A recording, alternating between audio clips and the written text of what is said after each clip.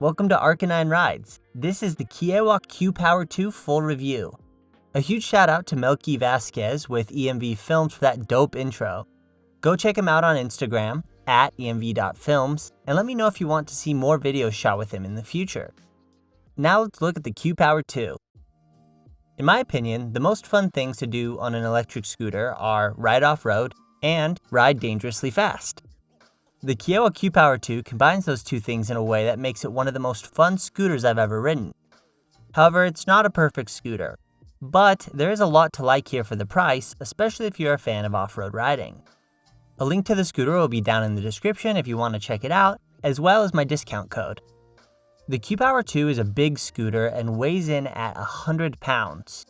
It has chunky, wide 11-inch tires, the largest riding platform I've ever seen, dual stanchion front suspension, and reinforced stem and scooter body. It's bulky and heavy and very clearly built for functionality and not for beauty, but that's not a bad thing depending on what you want from a scooter. I've been riding this scooter into the ground and been doing a ton of on and off-road riding, and it's held up really well. Dual 3000 watt motors and a big powerful 60 volt 40 amp hour battery means that the Q Power 2 is fast and has impressive range. With max speed settings, its acceleration is neck-breaking, almost equaling the power and feel of the Dualtron Storm, a scooter twice the price of the Q Power 2. Similar to the Storm, the Q Power 2 has an advertised top speed of 60 miles an hour, but in my testing I didn't get anywhere near that speed. In my GPS speed test, which included a section of downhill, I was only able to get up to 44 miles an hour with max speed settings. I did double check all the P settings and looked for any issues or errors with the scooter and found nothing wrong with it.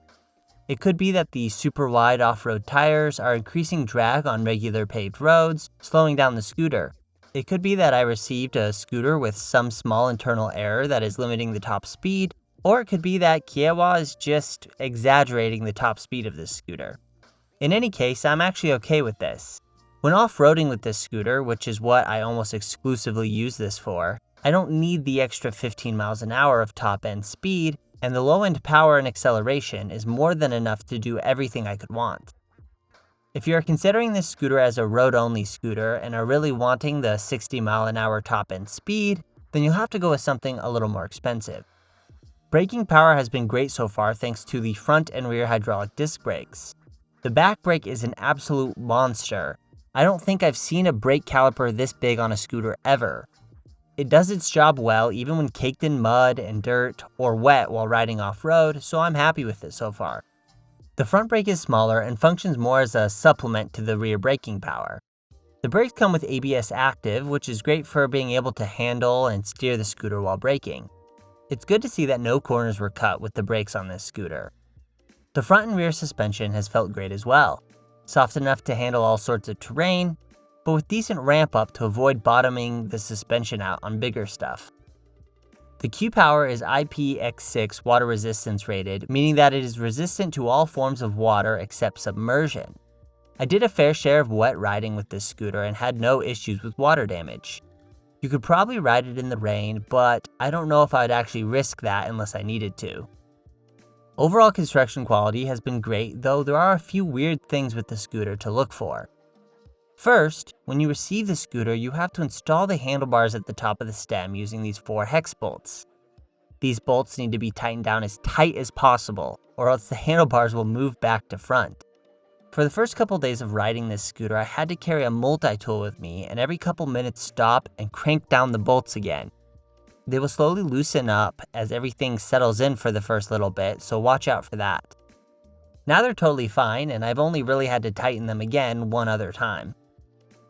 The other slightly strange thing that threw me off initially was how much the scooter seems to move in the stem and around the folding mechanism when you aren't on the scooter. This only occurs when there's no weight on it, but when you're actually riding it and there's weight on the deck, there's no wiggle or movement of the stem at all. One of my favorite components on the scooter is the throttle. This is easily the best throttle I've ever used. The display on the throttle is really standard, but the actual trigger feels amazing with the perfect amount of resistance. The throttle also gives you so much control of your speed. Lots of trigger throttles are overly sensitive, fully engaging the motors even when the trigger is only partially engaged. This throttle is more nuanced, allowing you to just slightly engage the trigger to go slow, or slam it all the way down to quickly accelerate. It really feels good to use. Now, the handlebar grips do not feel good to use. They slide around pretty easily, and I definitely will replace them soon. There are lots of buttons up on the handlebars, so let's look at what they all do. On the right side, we have the standard red and yellow speed mode buttons that toggle between single and dual motor riding, and turbo and eco mode riding. Lots of scooters are shipping with the newer black clicky versions of these buttons, so these ones do look a little outdated, but they do what they're designed to do, and that's really all that matters. The left side has the light switch, which turns on and off the front headlight and the RGB body lights. The front headlight is quite massive, and I actually expected a little bit more out of it given its size, but it is better than most stock lights you get on other scooters. There's lots of colored lighting on this scooter, which some people may like. I think it's a little obnoxious, but to each his own. Below that is the turn signal switch for the tiny rear turn lights. They are very hard to see because they're positioned so low, and the cables cover up the right one, but I guess they are better than nothing. Below that is the horn button, which is like a full-on car horn and is very loud. It's perfect for scaring the crap out of those pesky pedestrians in your way. The Q-Power 2 is key operated. I still do not fully understand why manufacturers decide to put keys on electric scooters. Like, you can just pick up the scooter and walk away with it, or roll the scooter away. A key really doesn't prevent theft on an electric scooter. But I guess it's not a huge inconvenience because I just leave the key in the scooter most of the time. The handlebars are folding to help the scooter fit in a car when folded down. They're easy to fold and unfold, but with everything in the positions they came installed at, the key port prevents the bars from folding all the way down. I don't love folding bars, especially on a scooter this big. You're going to be hard-pressed to get this scooter into anything smaller than an SUV or truck, and in those cases, the handlebar width really isn't a huge issue. I also think that non-folding bars are better for stability and long-term quality, as well as giving the rider some extra handlebar space to mount accessories without having to buy a kiddie bar. Some riders prefer folding bars for the compact folding size they offer, and those riders will like these bars. I really have been loving the included tires. They are chunky, wide, and big and offer great grip on all terrain and in all conditions. They are thick and quite puncture-proof. Overall, I really like this scooter and think it will last a long time.